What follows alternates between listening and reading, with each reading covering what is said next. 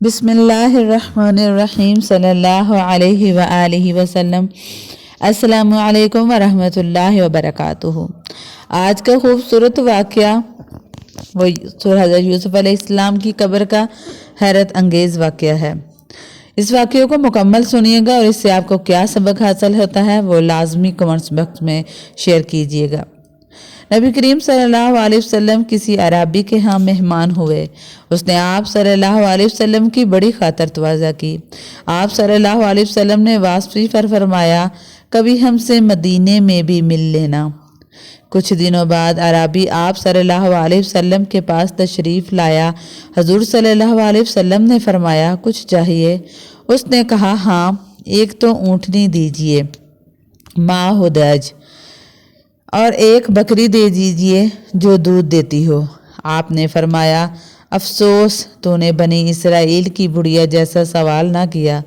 صحابہ کرام رضی اللہ تعالیٰ عنہ نے پوچھا، وہ واقعہ کیا ہے؟ آپ صلی اللہ علیہ وسلم نے فرمایا، جب کلیم اللہ بنی اسرائیل کو لے کر چلے تو راستہ بھول گئے، 1000 کوشش کی لیکن راہ نہ ملی۔ آپ نے لوگوں کی جمع کیا، پوچھا، یہ کیا اندھیرا ہے؟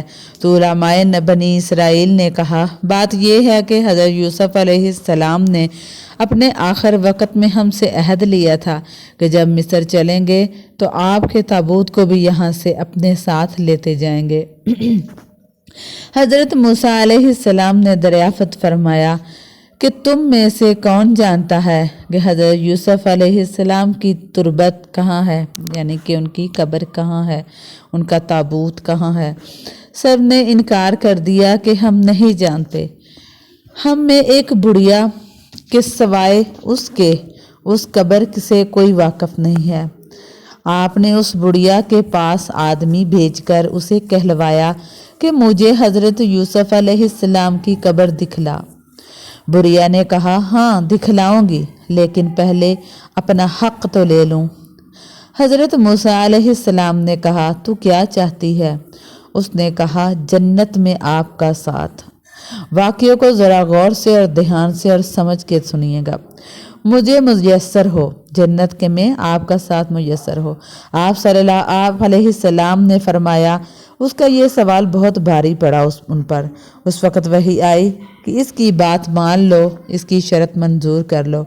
اب وہ آپ کو ایک جھیل کے پاس لے گئی جس کے پانی کا رنگ بھی متغیر تھا، اور کہا، اس کا پانی نکال ڈالو۔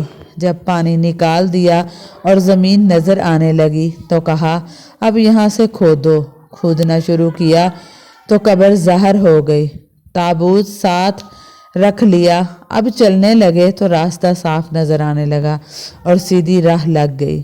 جو آپ کا تابوت تھا وہ سنگ مرمر کا بنا ہوا تھا، اور اس کو حضرت موسیٰ علیہ السلام فلسطین لے گئے اور اسحاق علیہ السلام اور حضرت یعقوب کے برابر لا کر ان کو دفن فرما دیا۔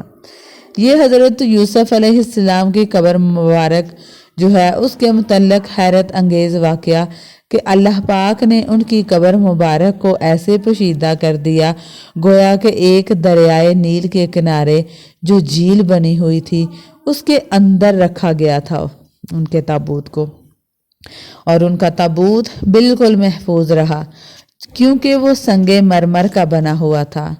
بہرحال نبی کریم صلی اللہ علیہ وسلم نے اس عرابی سے ارشاد فرمایا کہ مجھے شک تھا کہ کہیں تم کہہ نہ دو کہ یا رسول اللہ صلی اللہ علیہ وسلم، میں آپ کا ساتھ چاہتا ہوں، جنت میں آپ کے ساتھ رہوں گا جیسے اس بڑھیا نے کہا تھا۔ تو حضور صلی اللہ علیہ وسلم نے فرمایا، تم نے دنیا کی چیزیں طلب کر لیں، اور اس بڑھیا نے جو بڑی سمجھدار نکلی، جو بہت زیادہ سمجھدار تھی، آخرت کی بہت بڑی اس نے نعمت، بہت بڑی چیز کو موسیٰ علیہ السلام کی رفاقت نصیب ہو جائے، وہ طلب کی۔